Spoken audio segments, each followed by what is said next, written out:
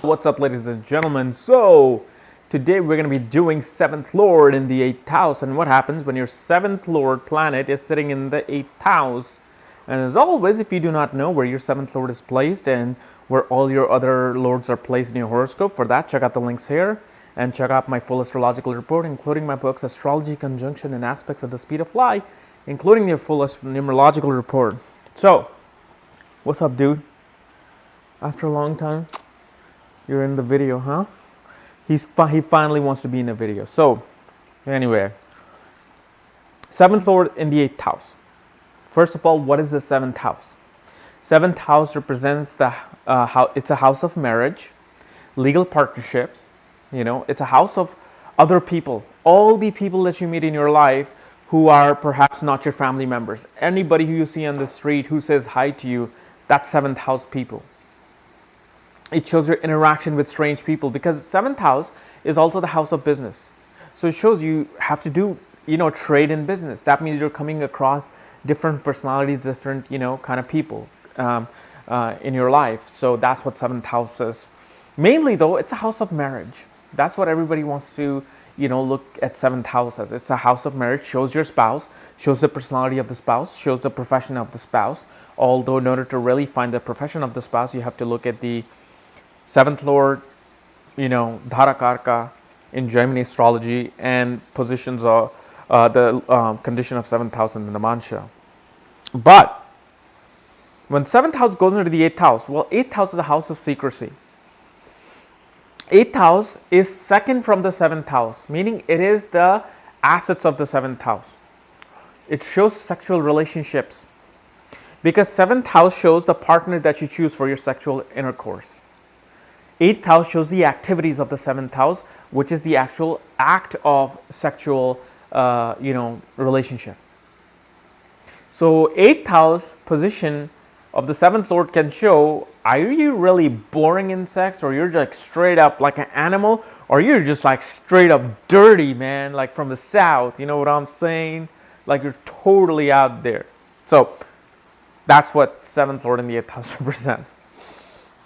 So when this planet goes into the 8th house, shows that first of all, your relationship, especially your marriage, has a lot of secret in it. You deal with your partner in a very secretive manner. Your communication with the spouse doesn't necessarily happens in the in the confines of your family or out in the world. When you deal with your partner, you deal with a lot of private matters. You deal with a lot of secrecy. You both conversate with each other in a lot of secrecy.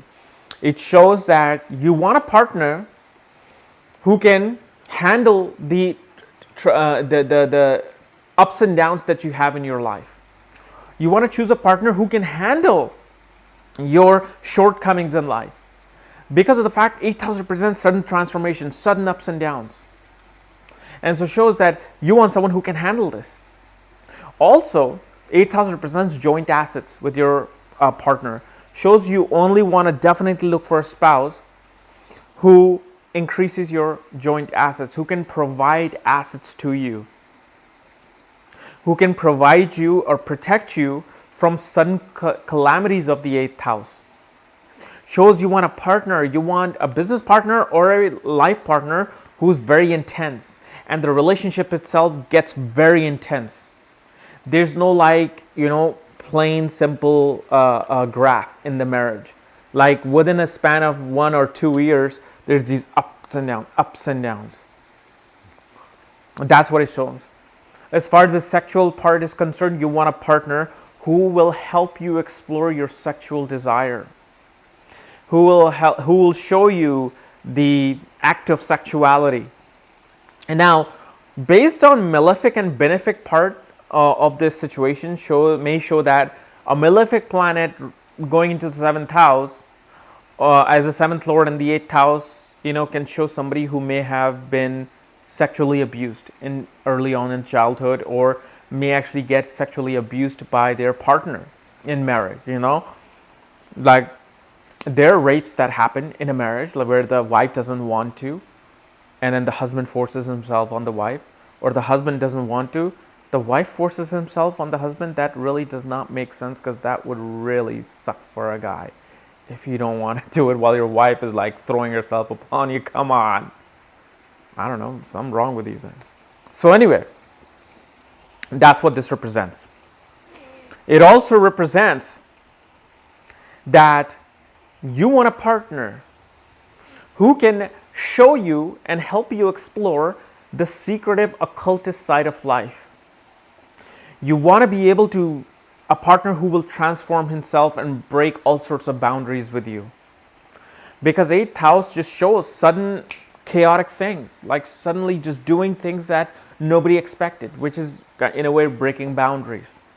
But obviously, depending upon what planet is placed in the 8th house, it'll differentiate that thing. But one thing you got to realize is that 2nd house, 7th house, and the 8th house are known as the Marka houses. These are the killer houses, death inflicting houses. But this does not mean that your partner is going to die or you're going to die. These are the misconceptions. These houses, instead of saying Marka, the house that kills, it's really the house that transforms us. It's a transformative house, especially the 8th house, because like 2nd house shows your family. Why is it the house of Marka? It simply means that through your family, you transform yourself. By interacting with your family, growing up, they shape you who you are. So from a baby, you get transformed into an adult. 7th house represents other people. Marriage. Marriage transforms you. You can't say a marriage does not transform you, does not change you, does not kill the old self and brings the new you. That's what it represents. Same thing with the 8th house. The 7th Lord being in the 8th house shows that it's a transformation of your sexual life, transformation of your marriage assets, your married life. Because it's the second to the 7th house, it's the gain of the 7th house. So why would it be bad? The bad part only comes through, again, conjunction, aspects, yoga, and divinal charts. But let's explore different planets in the 7th house. Different planets ruling the 7th house and the 8th house. Now, let's say if Sun controls your 7th house, Sun sits in the 8th house. What this shows is that secretly, you're looking for a partner who's kind of like your father figure, who's kind of like your father in a way. You want secretly a partner who can be this authoritative figure in your life, who can take care and manage your assets and your wealth and take charge of it, which is Sun is. It's an authoritative figure. And shows that you want a partner who will fix all the nitty-gritty details in your life, who will bring this logical, analytical, part in your life. Your personality will be shaped by your spouse. Your spouse will show you how to look at things analytically, logically, and in detail. And it may also show that because of the fact 8th house, like Sun, wherever Sun sits, it kind of burns the significance of that house because it's a hot planet. Shows that in this 8th house, due to the ego battles that you may have, the sexual life may not be as prominent as you thought.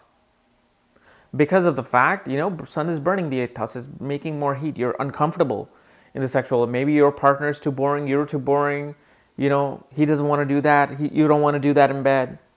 Shit happens, you know what I'm saying? So that's what happened. Now, obviously, if other planets look at it, Venus is sitting there, that represents, something. Say if Moon controls the 7th house, Moon goes into the 8th house. Well, what this happens with Moon is that you got to know that 8th house is the house known as Marna Karka for the Moon. Like remember, there's these different positions in the house where a certain planet goes to die. Like Rahu in the 9th house is a Marna Karka position for Rahu. 3rd house is a Marna Karka position for Jupiter. 12th house is a Marna Karaka position for Sun. It is the house where the planet no longer has its identity. It's completely opposite of that. Because remember, Sun is the king. Sun wants to be on a throne, which is the 1st house.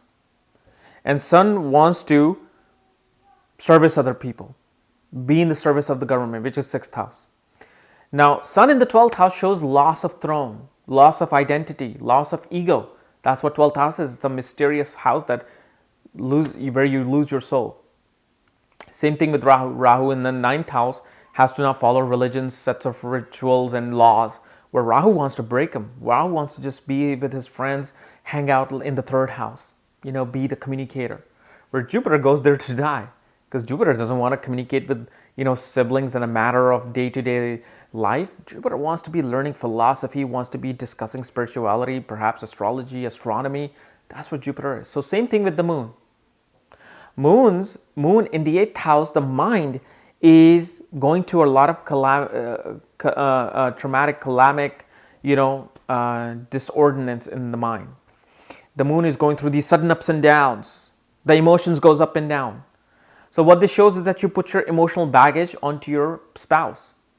You yourself, when you get married, you're wanting a partner who will take care of your emotional baggage, who will take care of your internal emotional messed up, all the wiring inside you.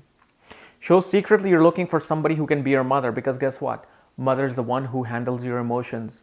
Whether you're nagging, whether you're bitching, whether you do not want to eat your food, the mother will always be there to support you. So you're looking for a spouse who's kind of like your mother. But the thing is, though, marriage here can suffer due to the fact of your own emotional, ups and downs. Your partner cannot handle your sudden ups and downs and emotions. Your partner wants a stable marriage. So control your emotions, meditate, do something, go see a shrink. So that's what happens. Because of the fact it's a Marna-Karka position and it's a Marka house, the transformation is really to put suffering upon other person due to our own emotional, shortcomings. However, moon here can show, moon is a soft benefic planet. In the 8th house can show that moon can actually heal and calm a person through sexual intercourse. Sexual intercourse kind of calms you down, if you would notice that position.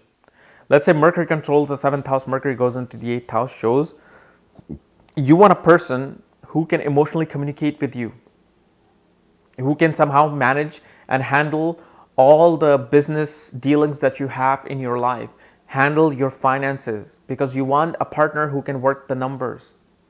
You want a partner who is a very business-minded person who can help you attain assets of other people.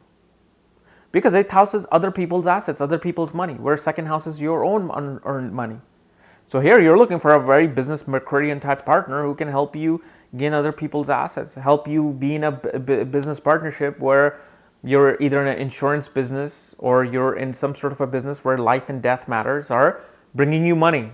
And that's another thing about 7th Lord in the 8th house, is that you want your partnership, your marriage, to somehow help you transform your view on life and death, somehow help you gain, money through taxes. Because remember, when you get married, the tax rate goes lower. You get more money back. So that's another help and assets of the 8th house. And let's say Venus controls your 7th house. Venus goes into the 8th house, shows you are absolutely a sexual person. You want a partner who can sexually satisfy you. You want to go deep into the sexual realm. Perhaps, this can either make you a porn star, make you a porn star in bed. It can also actually give you sexual abuse early on in life if Mars or Saturn looks at this Venus or sits with this Venus. Shows some sort of a dramatic sexual abuse and dramatic sexual experience you may have had in your life. But at the same time, your partner adds on, through sexual relationship with your partner, through living a married life with your partner, they can actually add a lot of beauty, artistic communication with you. So in a way, it's a very good planet. Like Venus in the 8th house actually can make somebody a king. Venus in the 8th house is like a lotus flower. Like lotus flower grows in this in a swamp full of just complete shit. So it shows your wife or your husband will help you, bloom you as a flower from the most unorthodox, unwanted positions in life. So like marrying a partner, somebody who just helped you gain fame, helps you gain a lot of money. And suddenly you're this rose who came out of the ghettos. Kind of like Tupac, who considered himself a rose who came out of the ghettos. Kind of like those analysis and analogy. Let's say if Mars controls your 7th house, Mars goes into the 8th house, shows that married life will have a lot of power struggle in it, a lot of energy, a lot of sexual energy in it. You want a partner who is actually very masculine in nature and is able to take command and take charge of your sexual life, take command over you. Secretly, you want that. But in doing so, there's a lot of power struggle. Here, there could be a lot of physical, interaction with a person in terms of physical abuse as well. If there's no physical abuse, then there's a lot of just physical sexual energy within you and your partner. It also shows that you want your partner to have this willpower to withstand the shortcomings of your life. You want a partner who's like this soldier who will stand by you no matter what you bring to the table. Let's say if Jupiter controls your 7th house, Jupiter goes into the 8th house. What this shows is that your partner, you may actually attract a partner who might be an alcoholic, who might be a gambler, who might take advantage of your assets, take your assets away. You'll get a partner who will be very deceiving and deviant in nature. Or you can get a partner who is very take charge, authoritative, motivating figure in your life, who can show you the occult side of life, who will be into occult. You want a partner who will increase your intelligence regarding the things related to death, rebirth, related to things buried underground. Because Jupiter is pure intelligence, it's philosophy. You want a partner who can add a philosophical view into death. The sexual life is very well balanced. It's not too nasty and too wild. It's cool. It's okay. You have it when you need to. You don't need to have it all the time. Kind of like that thing, you know what I'm saying? And you secretly want a partner who can become your teacher. Who can probably become your teacher in bed and teach you a lot of moves and things. You know what I'm saying? Let's say if Saturn controls your 7th house, Saturn goes into the 8th house. Saturn is a significator of the 8th house, of death, rebirth, transformation. What this shows that marriage is a long-lasting avenue. Saturn here doesn't really break the marriage because Saturn is a slow-moving planet. It drags on a lot of things. So marriage is a long-lasting, mature, realistic avenue of life. However, the sexual life is very dull, very dry and dreary. You marry a partner who's very mature, older, and just very much, in a routine of their own. They're very conservative. They have sex when they really want to. If they want to create kids or something, they'll have it, They're more about slowly gaining and attaining assets with a partner. They're more towards adding a little bit savings here and there and working and doing things. You may attract a partner who might be into government, might be working for government like IRS or in government taxes, maybe a secret agent, like even with Mars, it can do the same thing. And Saturn here shows that somebody who might be in mining, who might be into even gem business. But mainly here, you attract a very old, mature partner who may not be so sexually invoked and charged in your life. And Saturn here can bring a lot of darkness into the married life. Like your married life just feels like, oh man, this is a responsibility. I just need to create assets and that's it. There's nothing else left. However, if Saturn is in a good nakshatra, good sign, if it's exalted, there will be a better side of Saturn, the lighter side of Saturn. You will attract a very business-minded partner. You will attract a partner who will put discipline and structure and order in your life, and you will be happy with that. And hey, if Venus is there with an exalted Saturn, you will find a partner who will be just as sexually charged as some other planets are there, And especially, I forgot to say, with Mercury being in the 8th house, you both are very sexual with each other. And that's what it shows with Mercury. Mercury is a natural prince. Okay. So guys, this is my analysis of 7th Lord in the 8th house. If you're new to my channel, subscribe below. And again, if you want to know where your 7th Lord is placed, where other lords are placed, for that, check out the links here and then check out my astrological report. Otherwise, we'll see you next time. Bye-bye.